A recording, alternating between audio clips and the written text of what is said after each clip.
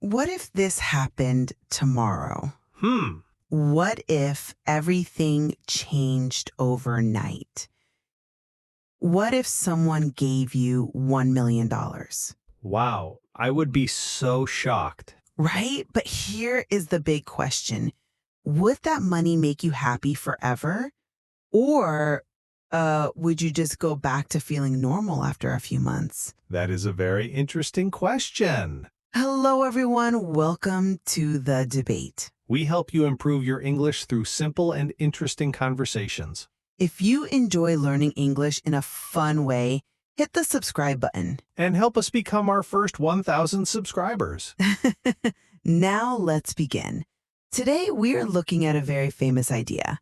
Can money buy happiness? Millions of people care about this topic. Yes, they do, because, we all need money to live. But we all just want to be happy too. Exactly.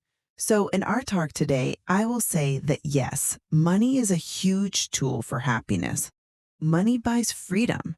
It pays for food and it stops our daily worries. And I will take the other side.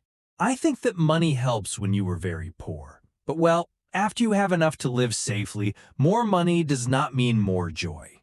True happiness comes from things you cannot buy, like friends and purpose. Let's jump right into it. I mean, we always hear people say money doesn't buy happiness.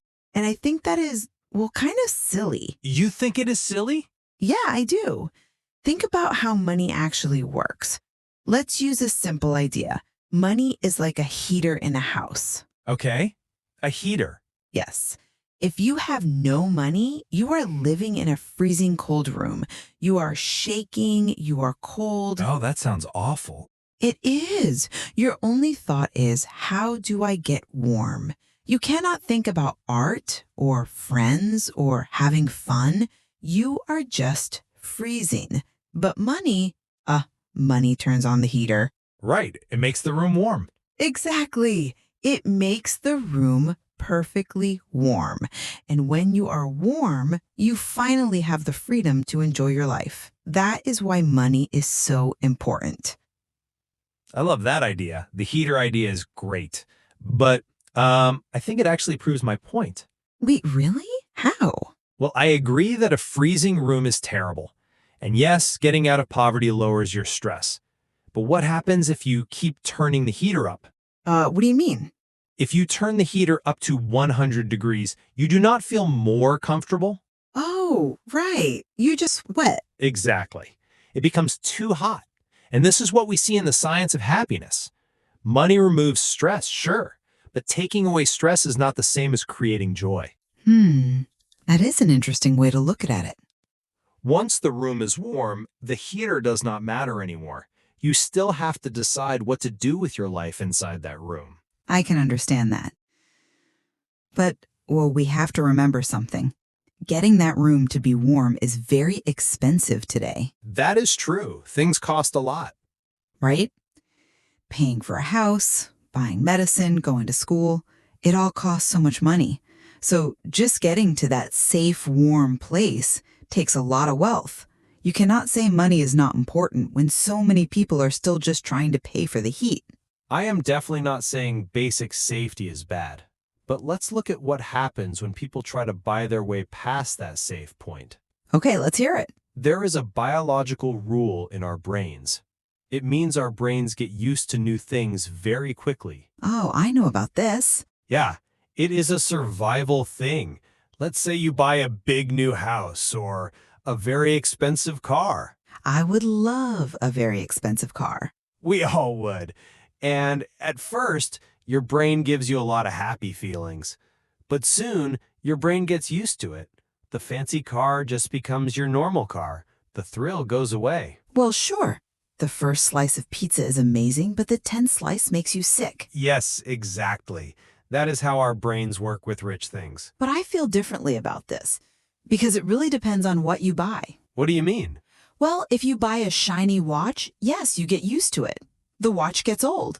But you can use money to buy experiences. Experiences? Like a trip? Yes, like traveling the world or going to a beautiful concert. You are not buying a thing. You are buying a memory. But a vacation ends. It is just a few days. The trip ends, but the memory lives in your mind forever. You remember the fun times. Science shows that buying experiences make us much happier than buying objects. Money pays for those amazing memories. That sounds beautiful. And 20 years ago, I might agree with you. But not today. No, not today. Because today we have social media. Oh, wow. Social media changes everything, doesn't it? It really does. People go on fancy vacations just to take pictures. The vacation is just a new way to show off. Ah, I see what you mean. They take the photo, they get likes on the internet, and then they want a bigger, more expensive trip. They get used to the trips just like they get used to the watches. I think that is just some people using the internet too much. It does not mean the trip itself is bad. Seeing the world is still amazing. It is amazing. But the brain always wants more. Just look at people who win the lottery. Ah, the lottery winners. Yes, this is the perfect example for our debate. These people get millions of dollars overnight. They never have to work again. They can travel anywhere. They have total freedom. Right. So they should be the happiest people in the world, right? You would think so. But studies show they are not.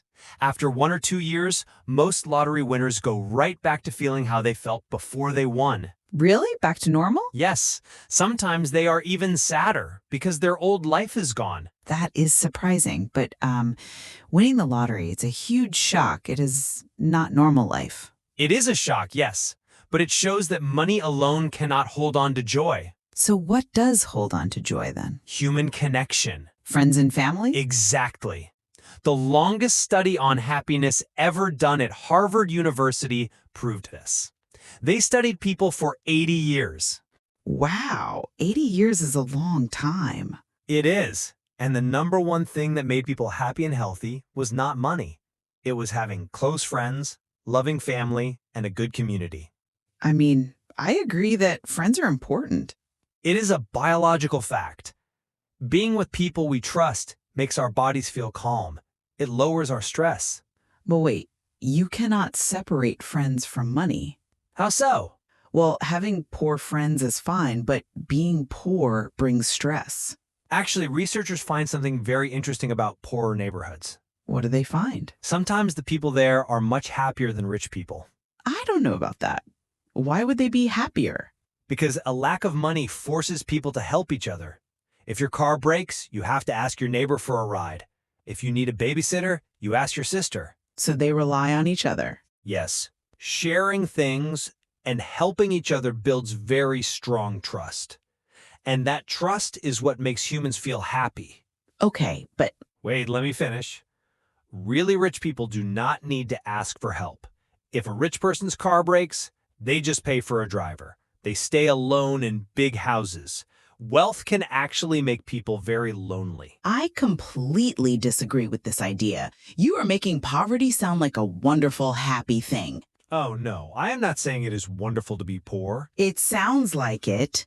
Having your car break down when you have no money causes terrible stress. You could lose your job. You are panicking. That panic is horrible for your body. I agree the panic is bad, but the trust built with the neighbor is good. But wealth gives you a much better way to connect with people. How? Let's think about a normal family. The parent takes their kids on a weekend camping trip. They sleep in a tent, sit by the fire, and tell stories. That sounds lovely. A very happy memory. It is. But that simple memory costs money. To sit by a fire. Yes, you need money to buy the tent. You need money for gas to drive to the forest. But most importantly, you need money to buy time. Time. Yes, a poor parent might have to work 2 jobs all weekend just to buy food. They cannot go camping. Money buys the freedom to stop working and actually spend the weekend with your kids. That is a really, really good point. Thank you.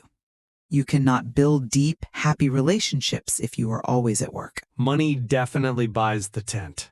And it buys the weekend off. I agree with that. So money buys the happiness. No, money buys the location. It buys the chance to be happy. What is the difference? Well, imagine a very rich man. He buys an island. He flies his family there. Everything is perfect and expensive. Sounds great. But they sit at dinner, and no one talks.